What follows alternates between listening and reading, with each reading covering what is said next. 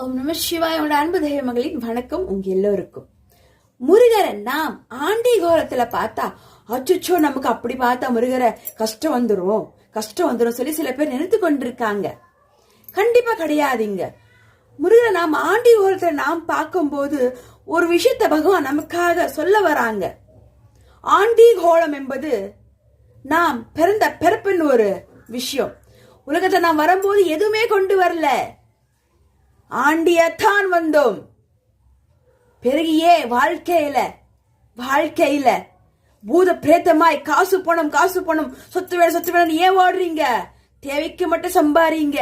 ஏனென்றால் கடைசியில ஒரு நாள் எல்லாம் விட்டுட்டு தான் நீங்க ஆண்டியாகத்தான் போக போறீங்கன்னு பகவான் சொல்லாம சொல்ல வராங்க இல்லீங்களா? அப்படின்னா முருகரை நாம் அந்த கோலத்துல பார்க்கும் போது அட ஆண்டியா பார்த்துட்டோம், அப்படி பார்த்துட்டு நமக்கு கஷ்டம், அப்படி பார்த்துட்டா நமக்கு கஷ்டம் வந்துடும் சொல்லி சில பேர் நினைச்சிட்டு இருக்காங்க. கண்டிப்பா இல்லைங்க. என்னை பொறுத்தளவுக்கு நான் என் முருகப்பெருமான ஆண்டியா பார்த்தா அவரை நான் என் குழந்தையாத்தான் பார்க்கிறேன். அதே அவரை நான் ராஜாவை பார்த்தா அவரை நான் என்னுடைய தந்தையாக பார்க்கிறேன். அதே மாதிரி உங்களுக்கும் சில பேர் பாத்தீங்கன்னா பழனிக்கு போவாங்க. பழனியில மேலேறி போகும்போதே நம்ம முருகப்பெருமான ராஜாவை பாக்குறோமா இல்ல ஆண்டியா பாக்குறோமா தெரியலையே, பகவான் ஆண்டியா பார்க்க கூடாது வச்சுட்டே போவாங்க சில பேர்.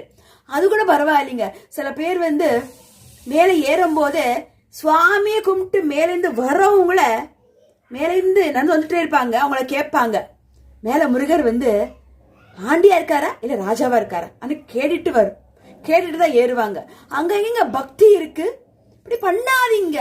உண்மையான மனதோட நல் எண்ணத்தோட பழனிப்படியை ஏறுங்க, நடந்து போங்க. முருகா ஆண்டியா பார்த்தா என்ன, ராஜாவா பார்த்தா என்ன? ஆண்டியா பார்த்தா அவர் எனக்கு அன்னைக்கு குழந்தையா தெரிகிறார், ராஜாவா பார்த்தா எனக்கு அப்பனாக தெரிகிறார், தந்தையாக தெரிகிறார் சொல்லி உணருங்க. முருகப்பெருமானுடைய பரிபூர்ண ஆசீர்வாதம் உங்களுக்கு கிடைக்கும். அப்படியும் ஆண்டியா பார்த்தா பகவான் நமக்கு உணர்த்துறார், இவ்வளவுதான் மகளே, இவ்வளவுதான் மகனே, பிறந்தது இப்படிதான், ஆண்டியத்தான் நாம் பிறந்தோம். போகும்போது எதுவும் கொண்டு போறது இல்ல. வாழ்க்கை பயணத்தில் நம்மளோட நல் எண்ணங்கள் நல் மனத்தோட நம்ம வாழ்ந்தோம்னா ஆண்டிகளும் ராஜாவாகலாம் இல்லையா? கொஞ்சம் அதை உணருங்கள். பகவானா நீங்க ஆண்டியா பாத்தீங்கன்னா, பகவானே இந்த காட்சி எனக்கு கொடுத்தேயா, பகவானே நான் என்ன பாக்கியம் செஞ்சேனா, இந்த மாட பிறவியில நான் பிறந்த பிறப்பின் அர்த்தத்தை நீ எனக்கு உணர வைக்கிறியா? பிறந்த பிறப்பு இப்படிதானே, ஆண்டியத்தானே நாம் பிறந்தோம்.